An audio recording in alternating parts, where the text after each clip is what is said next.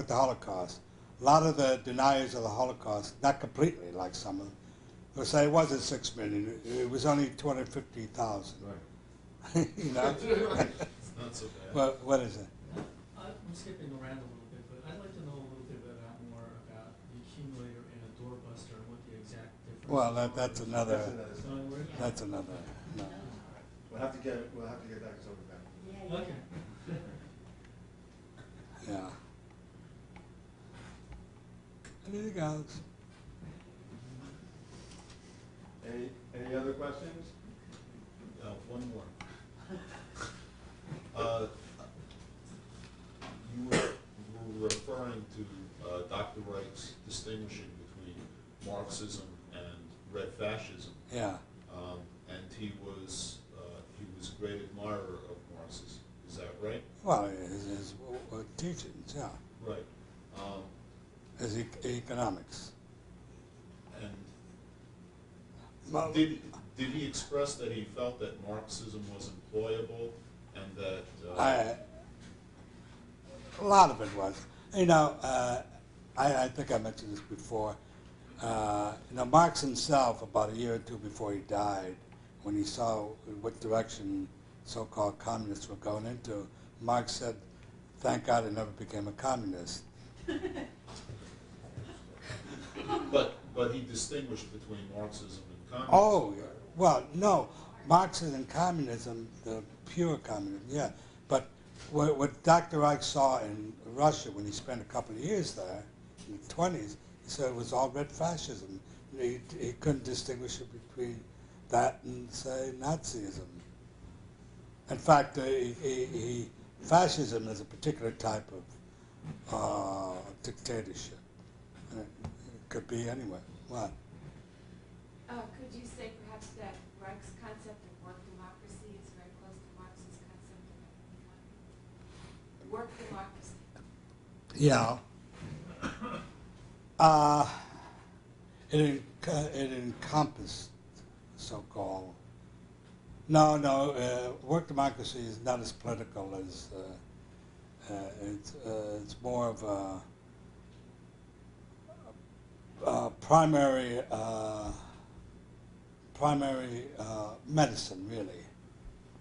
You know, preventing arming from occurring. And he said, if we were able to accomplish prevention of armoring and everything else from the childhood on, whatever, he had no idea what form of politics or economy would develop, but he knew it would be the correct one. He never described or pictured a utopian society. He didn't know. At one time, he just let his imagination go. And he probably is right too, and you see part of it, even small aspects of it today. He said the breakup of cities would occur, and we might go back, laughingly, he said, go back to the caves. And he was almost positive that the growth of population would not be as great under a self-regulatory society. See, we're being suffocated by the growth of the world population. My God. Why do you laugh? Well, I was just thinking something I thought myself, which is that on the one hand, there's the Malinowski's descriptions of the Trobriand Islanders who don't know that they just come from men and women being together. The woman goes into the water and gets the child. Yeah. But the teenagers could make love freely and they Right. could get pregnant. Right. But then on the other hand, there's the Victorian times with all that sexual repression when women died from overbearing, 20 children.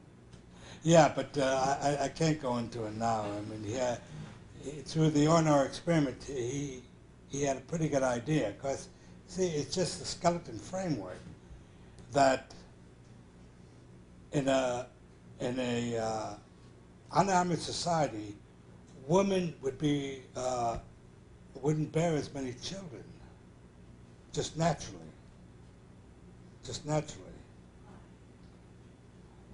It's a big subject, and I don't wanna think go there's into a lot of that. evidence. I wanna to hear support it that- some support other that. date. We'll do it at, maybe that'll be Dr. Sobey's next presentation. I didn't want to include it with this. This is I mean, I got much more, material on this, but I'm tired. Let's quit. Thank you.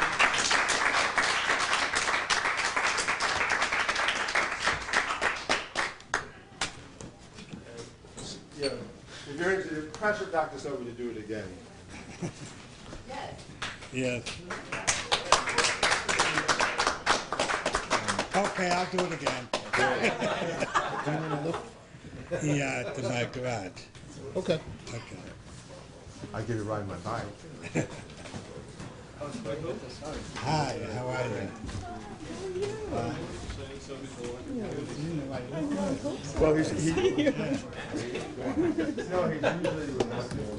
I say something with you? I went to the medical library, and I got copies of a couple articles on playing surgery, and I'm very seriously considered. I'd like to talk about it Monday. We got a chance to go. You can talk to me, but I have no. I know, but then I'll learn from this. I read Thank